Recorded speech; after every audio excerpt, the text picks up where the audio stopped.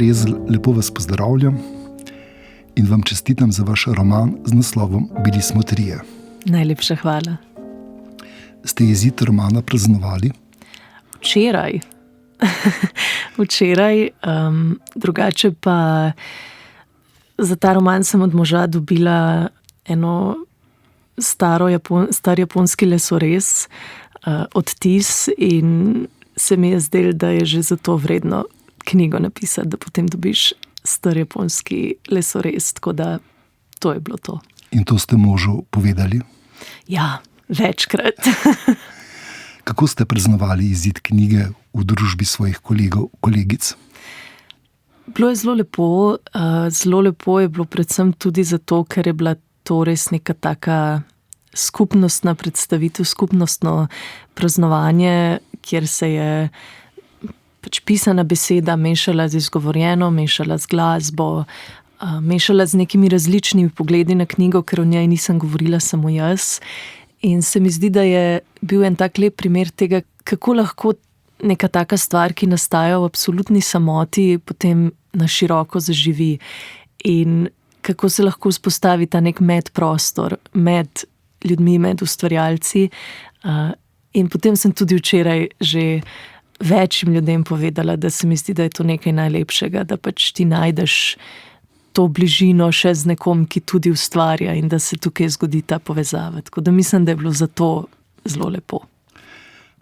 Pravkar ste odgovorili na moje naslednje vprašanje, ampak če ostaneva še pri tej temi, kaj vam pomeni kritiški, bralski, vsakršen odziv na vaš roman? Ogromno, predvsem pa čim bolj iskren odziv. Se mi zdi, da se samo iz takega odziva lahko kaj naučim. Jaz rečem, da če želim hvalo, bom poklicala moža ali mamo.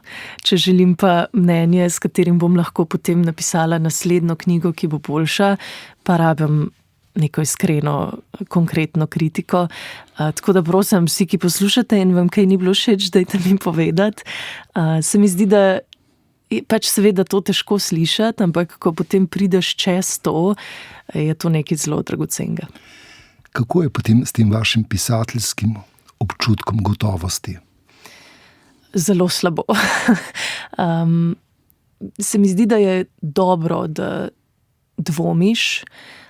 Zdaj, ta knjiga se ukvarja s to težo dvoma, se pa iz dvoma lahko rodi tudi ogromno lepih reči in ogromno novih reči.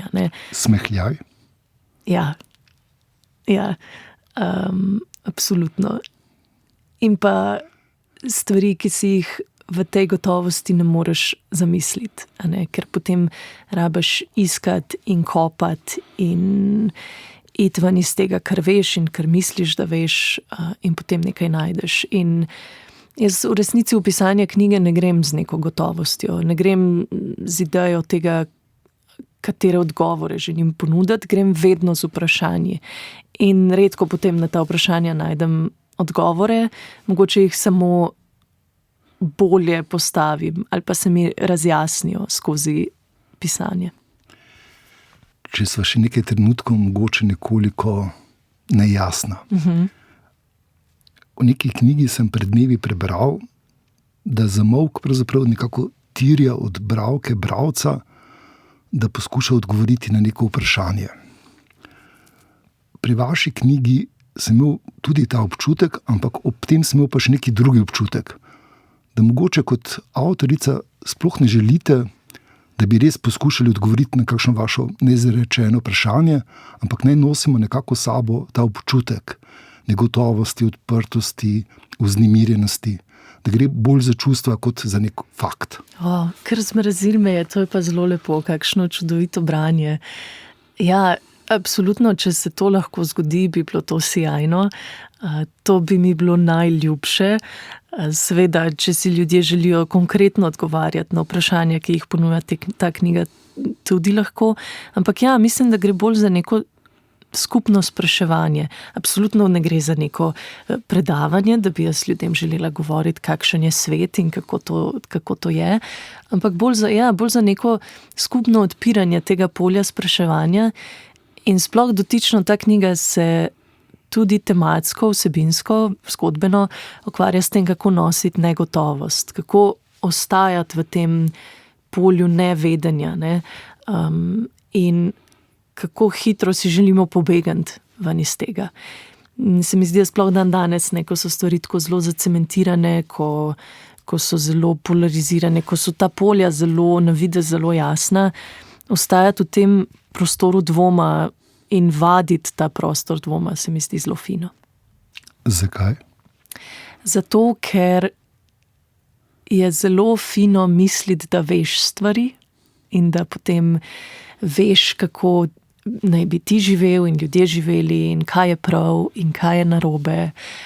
In to je neka zelo taka hvaležna drža, ne? Zato ker se potem človek počuti zelo dobro, ker je pač nekaj spoznal in nekaj ve in tako. Ampak v tem prostoru dvoma se potem, vsaj meni, no, ne vem, kako pač to drugi ljudje doživljajo, ali pa v prostoru negotovosti, se odpre neko polje, v katerem lahko dejansko zaslišam neke druge perspektive. A ne, ko dam na stran to, kar jaz vem in se pomaknem v to, da mogoče pa v resnici ničesar od tega ne vem, potem šele takrat lahko zares slišam neko drugo polje in potem to uravnovesim s tem, kar se mi pa vseeno zdi, da vem. A ne. Ampak to je nek prostor, v katerem odvržeš ta svoja osnovna orodja, tako kot v knjigi napišem, da ko prideš v hotel, pač odvržeš to svojo identiteto, to svoje ime, prevzameš samo številko sobe in postaneš ta številka sobe. To je pač ta neka praznina in neka negotovost, ki lahko ogromno prinese. Ne? Lahko je seveda težka in naporna, ampak te odpre nečemu drugemu. Kako se vaša junakinja, gostja v hotelski sobi številka 8, srečuje z negotovostjo? Protagonistko Olgo v resnici ta negotovost precej teži. A ne? Ona na severni otok, kjer se ta knjiga dogaja, prinese ogromno enih vprašanj in pričakuje, da bo nanje našla odgovore in da bo posledično našla odgovore na to, kdo ona je oziroma kdo naj bi bila. Ker pričakuje, da bo spoznanje te njene družinske zgodovine vplivalo na to, kako se vidi in kdo je in kdo postaja. To je v veliki meri knjiga postajanja, se mi zdi. Ampak v resnici na tem otoku najde samo še več vprašanj. To je otok, ki ga tudi fizično odnaša, to je otok, kjer se zelo hitro lahko pojavi megla, neprehodna megla, skozi katero ne vidiš, kjer je ogromno vetra, kjer piha. In neka ta premičnost in nestalnost samega fizičnega prostora se ves čas pač zrcali tudi v njej in potem obratno. Tako da v resnici ta praznina in negotovost za njo precej težka in mislim, da ta knjiga pač nosi to dvojnost tega, kako je lahko nekaj takega izredno težko in kako je lahko to neka absolutna teža, ki jo je res nemogoče nositi, in hkrati znotraj tega, kako to lahko prinaša nek občutek svobode. Kako ubesedujete to negotovost? Bog, to pa bojo kritiki povedali. Kako ste si zamislili roman, kako ste ga zasnovali in tako naprej? Roman sem si pravzaprav glede na izkušnjo Težke vode v resnici želela napisati, torej Težke vode mojega prvenca v resnici želela napisati malce manj fragmentarno, ker je fragmentarna in negotova in taka nestalna že sama ta krajina. Sem si pa želela, da je izpisan na nek tak rizomatičen način. To se pravi, da ti sicer slediš tej protagonistki in njenemu iskanju in njeni družinski zgodovini in pač njenim vprašanjem, ampak da hkrati o tej negotovosti in o tej nestalnosti pripoveduje tudi ta otok sam. In zgodovina tega otoka in zgodovina ljudi, ki so tam živeli, in da se te glasovi nekako porajajo okoli tega glavnega glasu in s tem na nek način nakazujejo to univerzalnost teh njenih vprašanj. A ne, tukaj imamo ženske, katerih možje so odšli na morje, se nikoli vrnili, imamo to odsotnost. Potem imamo dve sestri, ki sta zgradili dve cerkvi, vsako z različnim zvonikom, ker se nista mogli zediniti, in potem je obe odneslo morje. Imamo vas, ki jo je odneslo morje, ki jo je na tem otoku dejansko odneslo. Ta otok je imel dve vasi, zdaj ima samo še eno. In želela sem si, da pravzaprav dejanska zgodovina, dejanska izkušnja tega otoka pronica tudi v kontekstu forme in zgodbe v to Olgino izkušnjo. Je ta otok fiktiven? Je to dejanski otok? Če ja, kateri? Ja, v knjigi je fiktiven, malo prilagojen, je pa to nizozemski frizijski otok, Schiermonnikoog se imenuje. Jaz sem na tem otoku bila zdaj 3. In v resnici, ko sem bila prvič, si nisem mislila, da bom pisala o njem. Se je malo čuden, da neka bejba s Komende potem piše o nekem frizijskem otoku.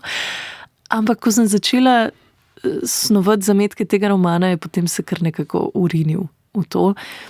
In očitno, ko sem bila tam prvič, je očitno naredil večji vtis name, kot sem se takrat zavedala. In ja, ta otok sem potem poskušala nekako premakniti v roman na način, da vzamem te njegove osnove in ga prilagodim tako, da bi to lahko bil katerikoli otok, celo na tak način, da je lahko to nek metaforičen otok. Vprašanje tipa, kdo sem, kdo postajam, v koga se spreminjam, kakšen bom jutri in tako naprej, to niso preprosta vprašanja. In ta vprašanja lahko vsebujejo tudi precej čustev. Kako pišete v čustvih? Z ne preveč teže. Jaz zelo rada naselim nek določen prizor, nek določen pogovor, nek določen lik in mu pustim, da gre v smer, ki jo pač tisti hip zahteva.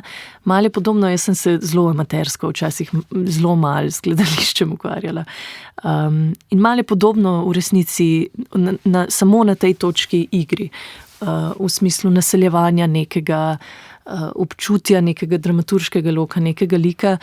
In se mi zdi, da je fino v takih, vsaj zame, ko pišem v takih trenutkih, v resnici pustiti dotičnemu čustvu, dotičnemu liku, da se razmahne kot to ta lik ali pa prizor potrebuje in ne vstopati z nekimi lastnimi čustvenimi stanji, razmišljanji, tako. Seveda se to zgodi, ker pač pišem iz svoje glave. Ampak recimo, jaz se blazno strinjam z Teom, protagonistkinim polbratom, ko pravi, da je povsem neznosna na nekih točkah te knjige in da gleda samo nase in da ne. Ampak meni je bilo v resnici ogromen užitek pisati z njene perspektive, ker je tako specifična in tako vase zaverovana in tako odločna. In ja, ti liki ti potem ponujajo priložnost, da se malo poigraš s tem. In ker jaz nočem biti tak kreten do ljudi v realnem življenju, sem potem lahko preko Olge bila v trenutkih do njenega polbrata. Ampak ne, v resnici se mi zdi, da gre za to, da poskušaš pustiti v čustvenem smislu tem stvarem, da resnično zadihajo, da se resnično razmahnejo in ti jih pač samo izpišeš. Da živijo nekako svoje življenje. Ja, tako je. Ja. Dejali ste, da ste spremljali Olgo. Koga še kot pisateljica spremljate? Ja, v tej knjigi, kot sem zdaj omenila, še njenega polbrata Teja, potem pa imamo tukaj, ker se očitno ne moram ogniti temu, da vsako knjigo dam nekoga ostarelega, je tukaj ovčerejec Jakob in to je to je ena od teh slovitih trojic v naslovu tega romana. In trojica, znotraj katere potem iščemo te bližine in odmike in oddaljevanja in tako. In v resnici tudi trojica, znotraj katere se ta knjiga v veliki meri sprašuje, kaj naredi družino, kaj naredi dom, kdaj si lahko rečeš brat, kdaj si lahko rečeš mama, kaj je to družinska skrb, kaj se zgodi, ko nekdo ni tvoja družina, pa ti izkazuje takšno skrb. To so potem spet, to je knjiga vprašanj, to so spet neka vprašanja, ki se znotraj tega pojavijo. Prej ste omenili, kako ste previdno odmirjali čustva. In imam občutek, da to, kar ste rekli, drži do neke točke. Namreč do strani, kjer zapišete kratko vrstico. Za kratek hip so bili 3. In od tu naprej imam občutek, da imajo čustva nekako pomembnejšo vlogo.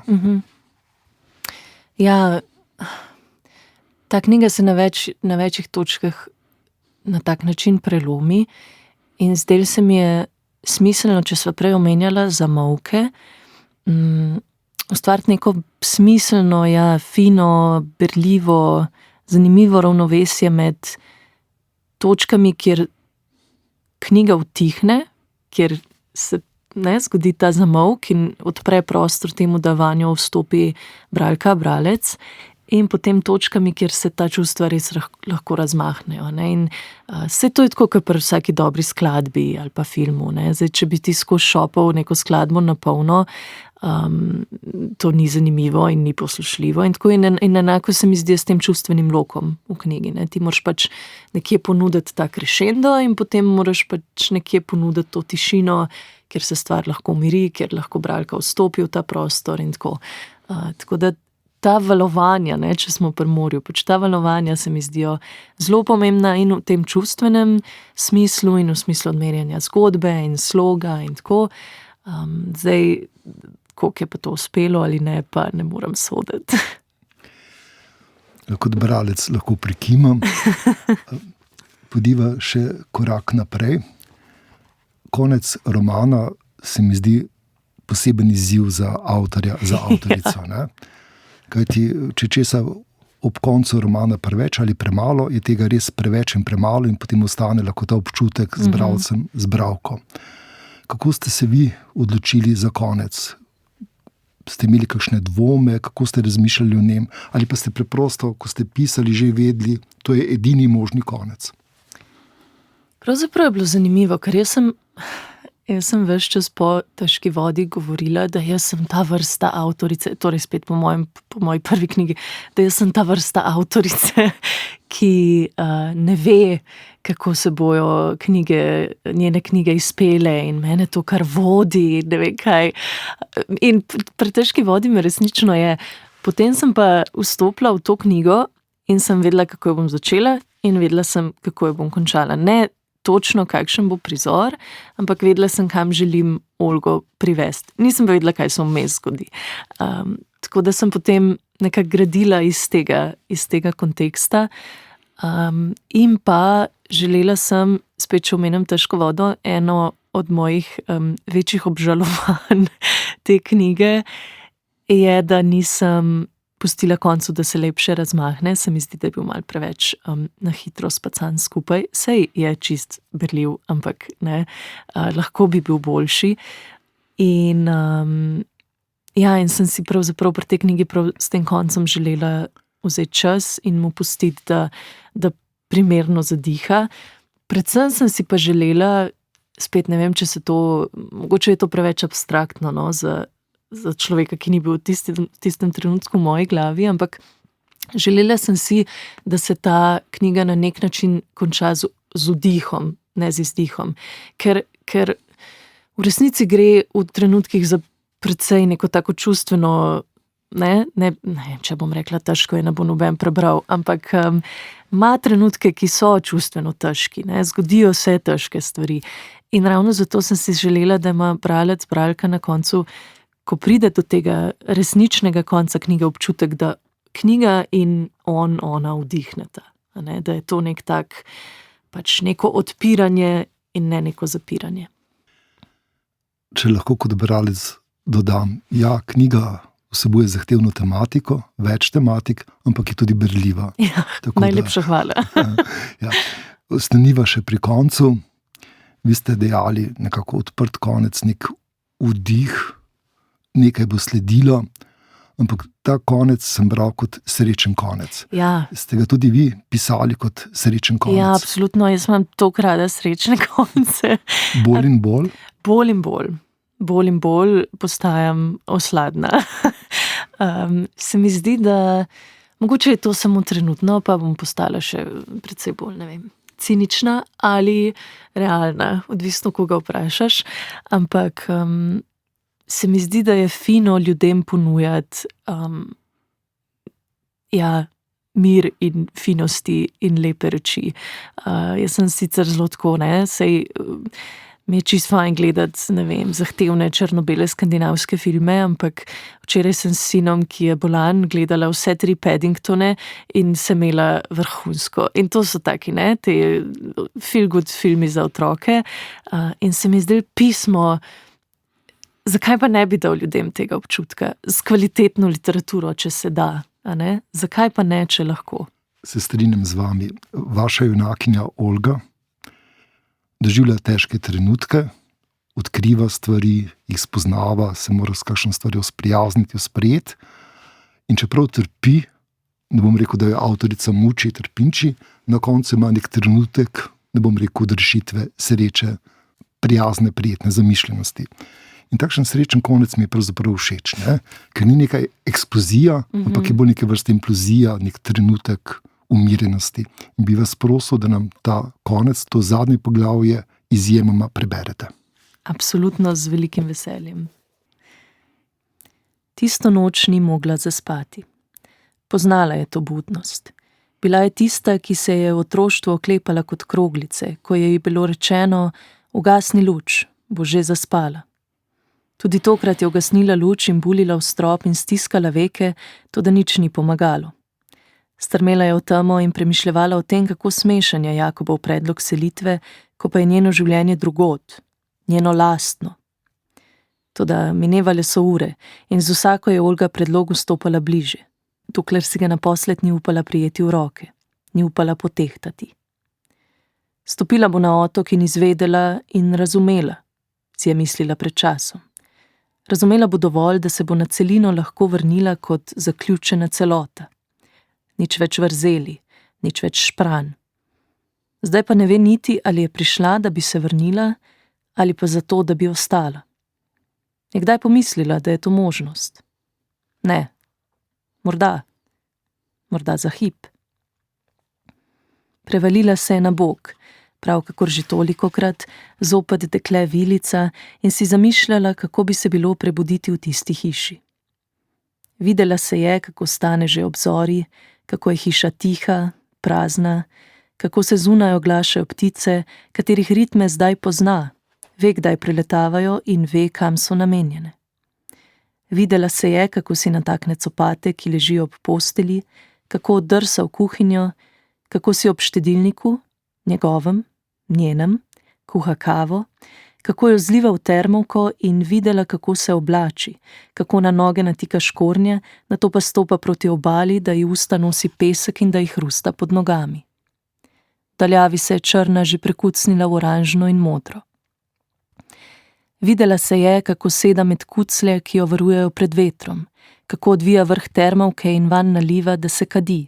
Videla, kako se naslanja na pokrčena kolena in se skodelice oklepa z obema rokama. In ko je pristopila bliže, da se je videla v obraz, je videla, da se smehlja. Pia Prezelj, hvala vam za vaše občuteno branje zadnjega poglavja romana Bili smo trije. Nekoliko sva se že pogovarjala o čustvih, zdaj me pa zanima še neka pisateljska odločitev. Kako nekako distribuirate neko vednost o kvantni teoriji, o fotografiji, kakšno vlogo odigra ta vednost, zakaj opisujete v svoj roman? Ja, to se mi zdi zelo fino vprašanje, ker je to eno izmed sidrišč te knjige. Zdelo se mi je fino vzpostaviti to dvojnost, da imamo dva lika, Olgo in Teja, ki sta oba na nekem položaju avtoritete, na položaju, ki je opisan v to, da ti pa resnično veš stvari o svetu. Ona je zelo uspešna umetnica, on je zelo uspešen profesor, fizik, in v svojem profesionalnem življenju posebljata to pozicijo vednosti in znanja in predajanja znanja in gotovosti, in potem v svojem zasebnem življenju se to povsem podre. In zdaj se mi je zanimivo, kako lahko en človek združuje to dvoje. Zdaj, glede samega upeljevanja tega v roman, se mi pa zdi, da je tukaj treba biti zelo previden in upam, da sem uspela biti glede tega, da stvar ne postane tendenciozna oziroma da ne zmoti same bralske izkušnje. Ne? Če me sprašujete, ali ste pretiravali, pravi, ne, niste. Hvala. Ja. Zdaj, kot predzadnje vprašanje bi jaz moral vprašati kaj o naravi, ampak bi se raje vprašal o uporabi narekovajev. Super! Torej, o mojem pomanjkanju rabe narekovajev. Natančno tako, ja, ker mi je zelo všeč. Najlepša hvala. V resnici je to išlo še iz težke vode, ko sem še začela pisati ta prvi roman, poslala stvar kolegici, kritičarki Ani Geršek in je rekla: Ana, prosim, jaz imam strašne težave s tem, povej mi, kaj delam. In je rekla: Lepi, ti super pišeš, ampak ti res ne znaš pisati dialogov. No, morda ni rekla na tak način, tako sem si jaz stvar najverjetneje zapomnila. V smislu, tebi ti narekovaji povzročajo strašne težave, daj to pusti in priključi dialoge svojemu slogu. In to sem potem tudi naredila in na tisti točki se je meni pisanje odprlo, povsem odprlo. In to je bila neka odločitev, ki jaz sama ne bi nikoli sprejela in za katero sem Ani večno hvaležna. In se vem, da se otrok ne bi smel porivati v vodo in čakati, da splavajo, ampak včasih v kontekstu literature je pa to mogoče tudi koristno. Zelo koristno in tudi zelo dober nasvet, se strinjam z vami. Ker ti ta izpust narekovajev pravzaprav omogoči, da vi ustvarjate neke vrste tok, neko celoto, gmoto, ki je eno in v kateri pač plavamo in živimo in dihamo, včasih vdihnemo, včasih izdihnemo. In se mi zdi taka celota res kot literarni tekst zelo na mestu. Me pa zanima tudi tole. Nekoliko se da slutiti vaš pisateljski užitek. Kaj vam je bilo res veselje, ko ste pisali ta roman?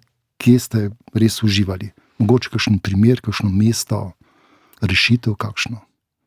Ja, v resnici mi je bil ogromen užitek, ravno zato, ker je bil tak ogromen izziv izpisati tisti vmesni del, ko se roman obrne k Olgini mami, najstnici, ki gre čez to izkušnjo nosečnosti, mlade nosečnosti. In soočiti se s tem in opisati to na način, da ni pretirano, da ni premajhno, da začutiš to njeno spreminjanje telesa, to fizikalnost, da začutiš to v jeziku, ta njen lom, ko jo odpeljajo v bolnico, da rodi, ta lom realnosti, to točko, kjer besede niso več dovolj, kjer niso smiselne, kjer jih zmanjka, kjer ne zadoščajo, kako to povedati in kako priti do tega, da bo to res pristalo potem čustveno v bralcu. Tega sem se strašno bala in ker sem se tega toliko bala, je bilo potem to toliko fino izpisati. Pia Prezelj, hvala vam za vaš roman Bili smo trije in hvala za pogovor. Hvala vam.